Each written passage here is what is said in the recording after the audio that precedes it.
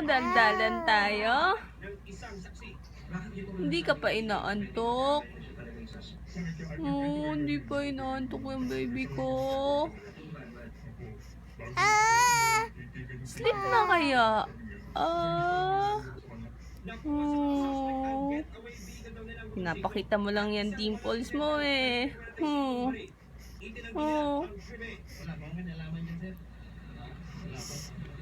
Ang taba-taba mo na. Sobrang taba na ng baby na yan. Oh. Hindi ko pwede masabi ngayon kasi iniimbestigahan namin. Ang laki-laki ng eyes mo.